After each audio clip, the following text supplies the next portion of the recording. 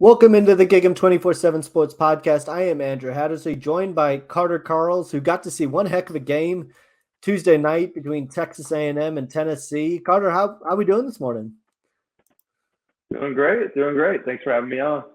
Yeah, we talked last week after the Arkansas game about how that was one of the better, and after Auburn too, how that was one of the better environments in Reed Arena in quite a while. And I just feel like Tuesday night against Tennessee took it up to another notch. We had students out the door, wrapped around the parking lot, took like hours to get into the game. It was just an insane environment. Just what was it like being in the arena for that sort of game and kind of what you saw from this team?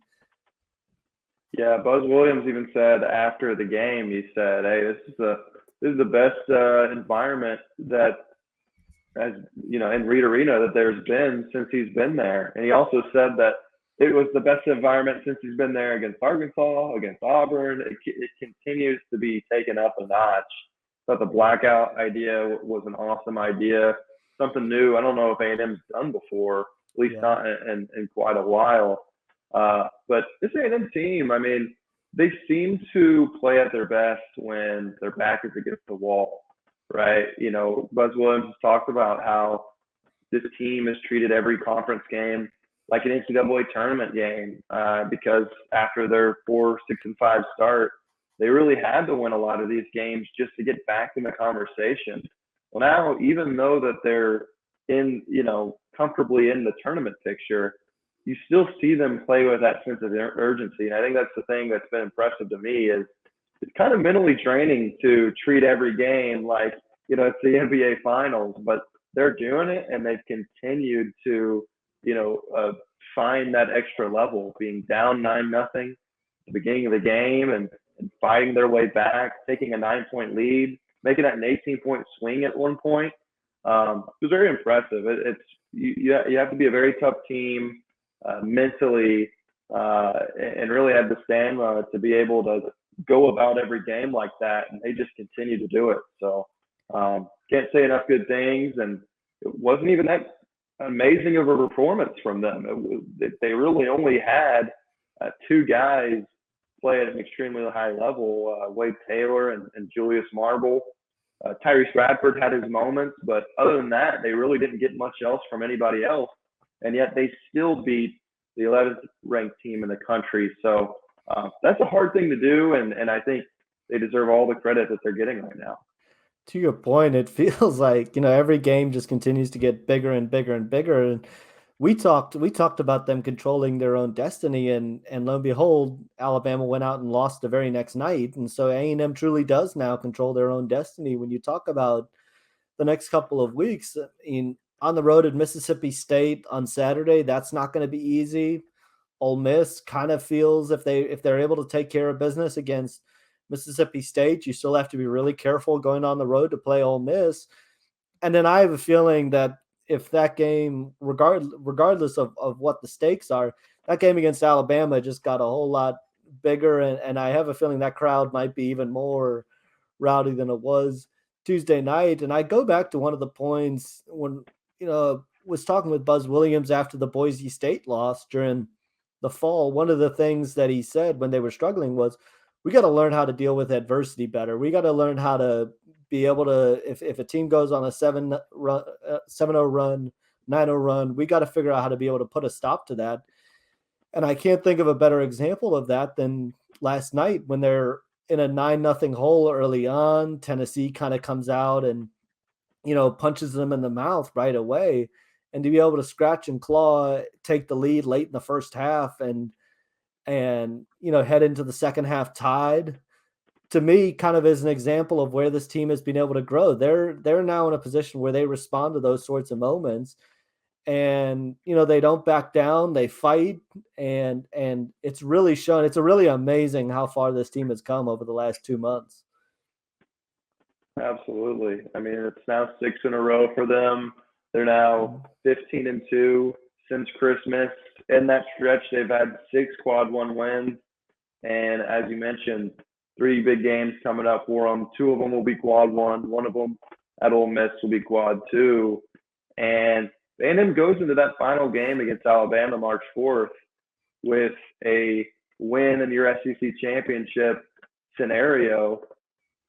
I mean, I can't imagine a better crowd and maybe in Reed Arena history. I mean, I was there for the shot that I was there for Kentucky back when they had that undefeated team. Those are two of the best crowds I've seen at Reed Arena. But I think if they go into that final game and they have a SEC championship ahead of them that they could win if they win that game, I really think it might be the best crowd in Reed Arena history. It's a Saturday game. Now, I say that, but I also look at the schedule and notice that it's an 11 a.m. game. So, you almost wish it was like the NFL where they can flex it into another time. Flex it to prime time. Like, come on, guys. Like, really? This could be a top 10 matchup, top 15 matchup at that time. We're really going to have an 11 a.m. game. But, no, it should be an awesome atmosphere. And A&M's got a lot to play for ahead of it with a few games left.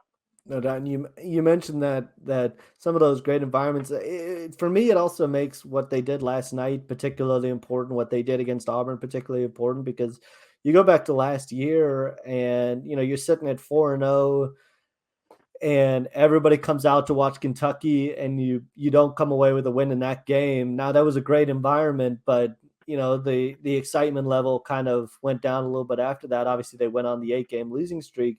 When you're able to win these big games with students in the crowd, with students having a blast and into the game, it makes them want to keep coming back, and it makes them want to be, to go look at the schedule and see, okay, when's the next game? When are we going back to go to Reed Arena? And that's when I think things start building. And you mentioned Wade Taylor, and what he's doing right now, I think is extremely impressive. I think he's put himself certainly in the conversation for SEC Player of the Year, and just plays with such a free-flowing, I don't want to say reckless abandon, a little bit of a reckless abandon, that he's going to make some plays that are going to frustrate you. He's going to take some shots that are going to frustrate you.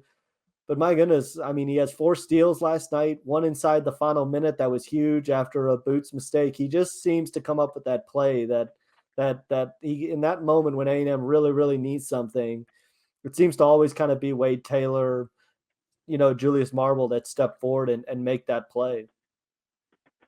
But Wade Taylor is one of the more fun A&M basketball players to watch. Maybe the more frustrating, but fun. But he's been a lot more fun than frustrating lately for Aggie basketball, because it is so fun. That I think Buzz called it a high risk, high reward style that he brings, where, I mean, especially early in his career, his shot selection was a disaster. I mean, he was chucking up, 4 NBA threes a game that you're thinking, what are you doing, man? And, he'd get 3 or maybe 5 turnovers in a game, and a few of them would be pretty reckless. But then he would make some unbelievable plays that no one else on the court could make. And you thought, well, man, if he just did more of that than the other stuff. Well, now he's finally figured it out. He, may still have 1, maybe 2 bad shots a game. He may have 1 or 2 bad turnovers a game. But for the most part, he has found the good Wade Taylor a lot more than the bad Wade Taylor.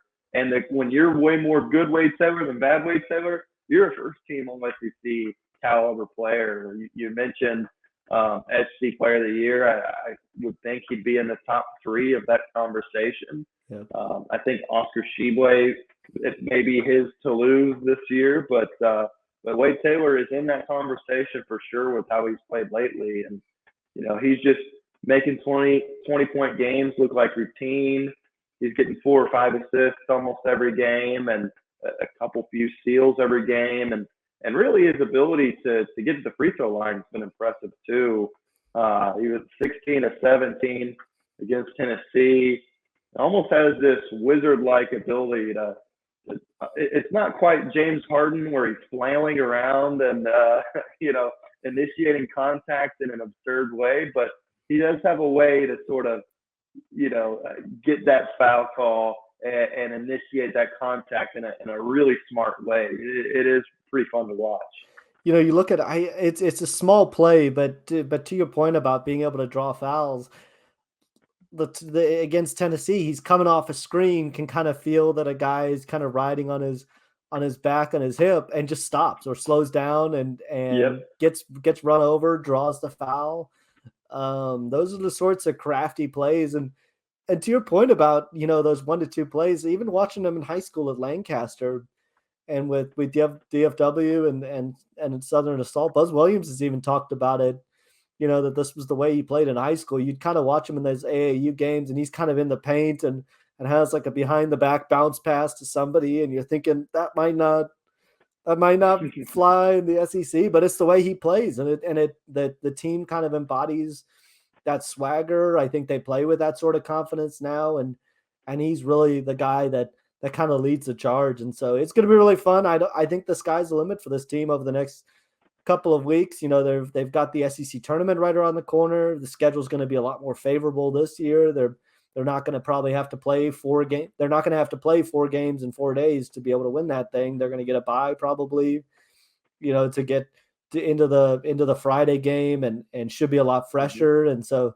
the opportunities there, and then we'll see what they end up doing in the SEC tournament. But there's certainly a lot to be excited about when it comes to A&M basketball, because they are absolutely rolling right now. And March is also going to be a big month. We're going to take a quick look after the break about spring practice, which gets underway next month. All eyes are going to be on that, on Jimbo Fisher. Plenty of storylines there as well, and we're going to look at some of those after a quick break.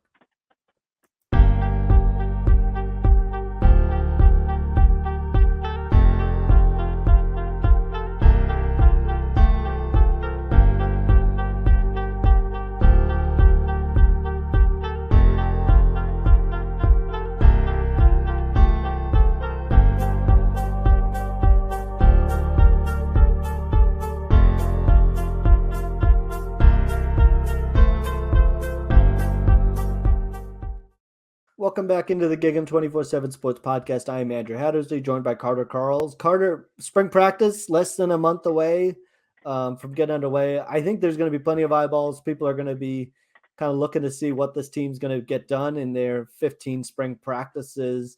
Big storylines that you'll be kind of looking for. What are some position groups that you'll kind of be keeping an eye on? Yeah, well, I think Connor Wigman is obviously a big one. Mhm. Just what kind of step is he going to be taking this spring, this coming fall? Now that he's got a few games of experience under his belt. I think a big one on the offense is the offensive line. I think you can't deny that this is the biggest question for this offense heading into the season. I feel like they feel maybe running back a little bit too, but they've got some good talent there when it comes to Le'Veon Moss and Daniels and Ruben Owens. So, while there is a concern about replacing A-Chain, I think, hey, like they've got some talented guys in there that can kind of fill that void. But offensive line is the one where you look at and you say, this group really struggled with injuries last year. They struggled with consistency. They gave up a lot of sacks. They had A-Chain, and they still weren't that great of a running team for the most part.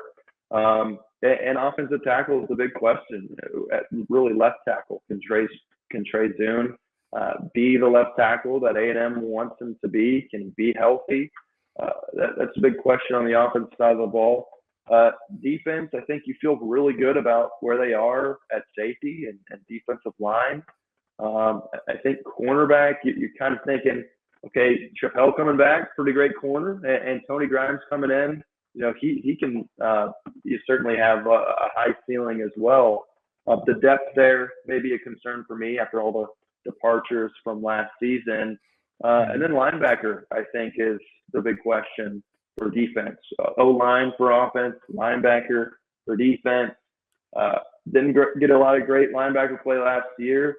They were one of the worst teams in the country when it came to defending the run. That's a position group that defensive coordinator DJ Durkin is expected to kind of move over to and begin coaching. So we'll see kind of what the impact that has. So I'm curious to see kind of those two position groups in particular linebacker and offensive line. I'm 100% with you on the offensive line. That was probably the one big one that I was kind of looking at, and I really want to see what kind of step can a guy like Cam Dewberry take as well going in. He got some playing time down the stretch of last Yep. year. Can those sorts of guys who got significant playing time last year, off many times their first, significant playing time, Trey Zune's another one. Can they take that next step forward? Can they use these 15 practices? Now, you look at Steve Adazio, and everybody's got an opinion, right? Everybody's got an opinion about whether he can coach, whether he should have been gone in the offseason and all that. He's back for a second year now. And, I really want to see what he does in the second year, because that offensive line has to take a significant step forward. There's zero doubt about it. At the center position, guys like Matthew Wyckoff, Bryce Foster, they need to be more consistent, play better, stay healthy for the most part. This offensive line needs to stay healthy. They just had a ton of injuries, and that's where a guy's at in their recoveries, and who's going to be available for spring practice is definitely a question. But I also want to see some of those guys that we've been talking about now for a couple of years, like Demetrius Crownover. He made that move from tight end to tackle a couple of years ago. Where's he at in his development? Where is he able to take that step forward? I know they kind of looked at a 6'7" guy and thought, man, if we could just teach him the skill and fundamentals of playing tackle, we could really have something here. Where does he kind of add in that developmental stage? And Mark Naboo is a guy that heading into his second year, got some playing time last year. I think is a really intriguing guy along the interior of the offensive line. Just to me, Connor Wigman's a great example. Obviously him going into the spring, it's a really important spring for him. Got snaps last year. I thought, kind of gave the offense a boost, especially obviously that LSU game was a heck of a game to go into the offense in. Can he kind of grab hold and really lead this offense consistently through the second half of the year? And, I agree with you on linebacker too. I think those are my two big question marks. It's the two biggest ones out there, and what's going to kind of, who's going to kind of be able to develop in that position. You've obviously got Edgerrin Cooper back leading that room. Chris Russell's back in that room. Okay, well, who's going to step up around those guys, and who's going to kind of, give that room some options and some depth, and intrigued to see what DJ Durkin's going to do with that group as well, moving down to coaching them. And yeah, Sam McCall and Tony Grimes, really want to see what they're able to bring. They're obviously going to be really important given a lot of the departures that A&M had, and you're obviously looking at the young guys there too. Bobby Taylor missed part of last year with an injury. How's Javon Thomas, and how's he looking coming in early? There's a lot of intriguing storylines and young. I think the key word is young players that people want to kind of see that next step and development.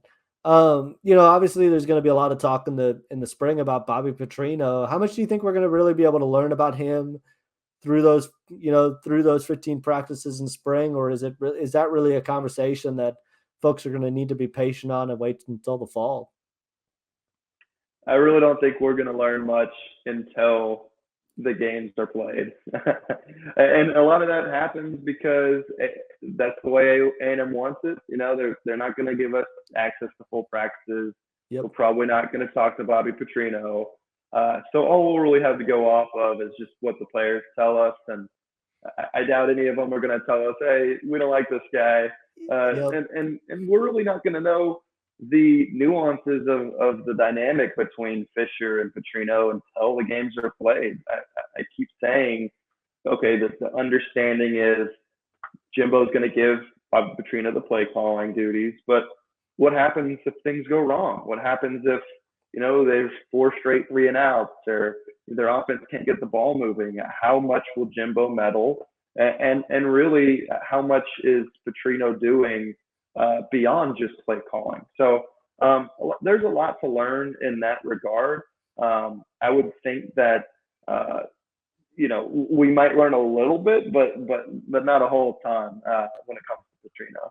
No, I'm with you. And you look at the spring oftentimes too, when a guy kind of suffers a nick or suffers, any sort of minor injury, it's going to be held out of practice for a couple of days, and they're going to be really careful with a lot of guys. And that's something Brian and I talked about in the spring game last year was, they're probably not going to play a whole lot of guys that maybe went through those practices. If they have any sort of minor injuries, they're going to make sure they kind of get into the summer healthy. I am interested to see kind of what do what are some of the themes that emerge past, what looks different about the offense maybe in the spring game from just what we're able to see. I don't think performance wise Yeah.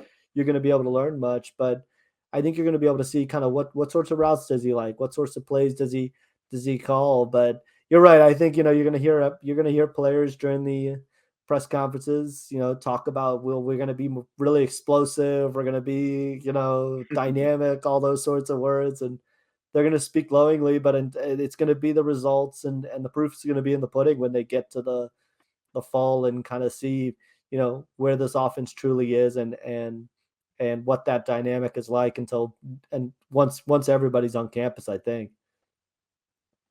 Yeah. One other thing I'm going to be looking at this spring, I know they're way under the scholarship limit right now, and they kind of, they're up to what, four transfers total.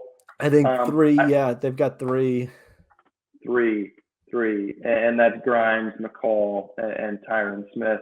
correct. So I still think they got to hit the transfer portal, I think they kind of missed their mark. I don't think May you're going to get a lot of quality players that you would have gotten in December. I know this is the first iteration of it, but common sense just kind of tells you all the best players will leave in December, and the guys that are leaving in May are sort of the I wasn't too deep on my depth chart of my team kind of deal. And with A&M, I felt like they had a lot of holes on their roster. Yes, they brought a lot of players back, a lot of starters back, but from a depth perspective, I feel like there are a lot of holes you could fill. I mean, I just look at backup center, right? Like, Bryce Foster goes down again, that may take 2 or 3 wins off your season. I mean, the drop off there is significant in my mind. Just from what I saw last season when Bryce Foster wasn't playing, it was a huge drop off. Linebacker, what happens if Edge Cooper gets hurt? Who are you filling in there? A walk on? I mean, there are holes there on this roster from a depth perspective at corner, at linebacker, the offensive line that kind of concern me. And I know some people say, well, no one's looking to be a backup anywhere, but that's not really the point. You look at all the best teams in the country that use the transfer portal well, they get guys that are not guaranteed starting spots all the time. They're getting guys from smaller schools that are just happy to be there, from the Conference USA or the FCS level, or they're getting guys that were fringe starters at a Power 5 team, and they're being told, hey, you can compete for a spot. You may not get it, but you may be an injury away from playing. That stuff happens all the time, and like, I know there's a lot of criticism on the guys that they didn't get that were the stars, but to me, I also think about, hey, why couldn't they have at least gotten some of these fringe guys that would have helped their depth at several positions? So that's something I'm watching for, because if there is an injury at center or at linebacker or at cornerback, I feel like they're in a really rough spot at those positions from a depth standpoint that I wouldn't feel too comfortable with. I'm with you 100%. And I know the arguments out there that guys that are transferring want to come in and have a starting spot. But I think you look at an example like Tyron Smith. That's a guy that I think is coming in with the understanding of, okay, I might be behind Anaya Smith, I might be behind Moose Muhammad, but there's still going to be a role for me and still a chance. And that's a guy, I know the measurables, probably aren't, going to blow you away, but that's a guy that has experience and was productive last year at UTEP that you can bring into your locker room. And to your point, that's a guy that's just happy to be on, like, in the SEC, right? That's a guy that's happy to be at Texas A&M, contribute in any way he can. And, you look at Anais Smith goes down last year and Moose Muhammad is able to step up, now you have somebody else you can kind of turn to who you can also give you an option in Tyron Smith, and gives you some flexibility to be able to play guys in different spots or move guys into different roles. And I think they ended up kind of coming out of the better on that one with Moose Muhammad, breaking out and having a great season. But I still think you need to be able to have depth. Your point is absolutely correct on Edgerrin Cooper. I mean, Edgerrin Cooper, if he goes down, what is behind him? You got Chris Russell, who's been inconsistent at times. You got Marshall Harris, Damian Sanford. Is he ready to play? And then you got Torian York and Chance Johnson, who are freshmen and more developmental guys. I just feel like, linebacker was a position that they targeted very early in the transfer portal. Looked really promising that Mason Cobb was going to potentially end up at A&M. That didn't work out. He goes to USC. Okay, you still have to go out and I think still have to add to that room. Nick Jackson's a guy that was mentioned, ends up at Iowa. There's options out there. I think that you can at least feel like you can add depth and add experience and still feel good about, if somebody goes down, if somebody gets injured. Even at corner, they've added Sam McCall, they've added Tony Grimes. Could they potentially add one more depth guy who's comfortable coming in? Maybe it's a guy with multiple years of experience who's kind of looking like 1 to 2 years down the line, thinking, okay, when these guys leave, Tony Grimes is only here for a year, there's your opening to come in and be able to play. And so I'm with you. I feel like A&M still got more work to do. Now, whether they end up using those spots, who knows, or whether they feel comfortable with what they have. I think that's a gamble. And if they end up taking that gamble, then, if injuries happen, then, the criticism I think is going to come. But I think they still have more work to do in the transfer portal, specifically in the secondary and at linebacker. And, you talk about a guy like Gary Bryant. I still think that's an intriguing name to at least keep on the radar until he does end up committing somewhere. Obviously, he was thought to maybe be visiting A&M. They pushed it back to later in the spring since he's not a spring enrollee. Could you maybe get him in for the spring? And I think he'd be a huge add at the receiver position and go from there. But I'm with you. I think that's do holes emerge during spring? I'm with you. I think that's going to be one interesting thing to watch for sure. Yeah, Tyron Smith, he was a perfect example. A guy who's not going to start for you, but he's a 1,000-yard receiver at the FBS level. Yeah. That can help you in some way. What happens if Smith gets hurt again, right? Like, you're going to need a guy to come in there and help. I mean, you really just, your team, your way of building your roster is always, how can I improve? And I know it's not as black and white as that, but Tyron Smith currently is better than what their third team option was at slot receiver. So you might as well do it. Why not? Okay. So, I mean, there are other ways. Sam McCall is a guy who may not start this year, but okay, what if Chappelle goes to the NFL after next year, right? What if Tony Grimes has a breakout year and goes to the NFL? You need a guy that's been in the program and can step up. And Sam McCall is a guy who's a top 100 recruit out of the 2022 recruiting class. So why not bring in a guy that 2 years down the line could be a great player for you? To me, it just makes sense. And when you have those spots, why not? You don't want to ruin your culture, right? You don't want to take bad eggs. 100%. You don't want to get guys that are too risky or just bad players. But when you got a chance to get a good quality guy who, is a fringe all-conference player at a small school, or a guy like Sam McCall who could become something, I think you should do it for sure. I did too. And go look at the game that they played last year against Auburn, right? Like, when you look at that game and Evan Stewart goes down, Moose Muhammad has the sleeve gate issue, and then suddenly, and you already don't have Anais Smith, and suddenly you're sitting there with complete, you've completely watched your wide receiver room just get wiped out. And a guy like Tyron Smith is perfect for that sort of situation of, okay, this is a guy with experience that has had 1,000 yards at UTEP and, can come in and get us out of that sort of situation and be able to produce in that sort of situation and be reliable.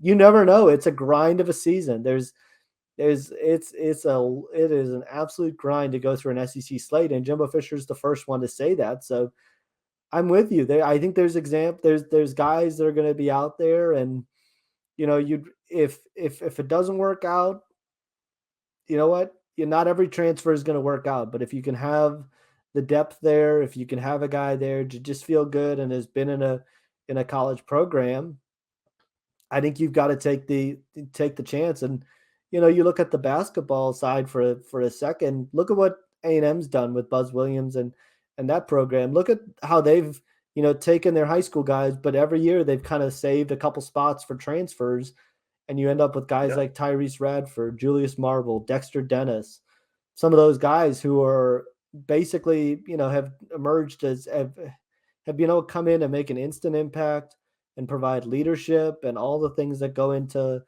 having a championship culture. They've been able to do it. So I'm with you. I think we're on the same page on that one. That I think they've got more work to do in the transfer portal, and we'll kind of see what this roster looks like by the time next fall comes around. So with that, I think we'll go ahead and wrap this up. Again, thanks for joining us. And if you like these videos, be sure to like and share and subscribe to our YouTube channel. If you listen to this on Apple Tunes or Spotify, be sure to subscribe there as well. Give us a 5-star review if you like what we provide and like the content. And have a great week, and we'll see you guys soon.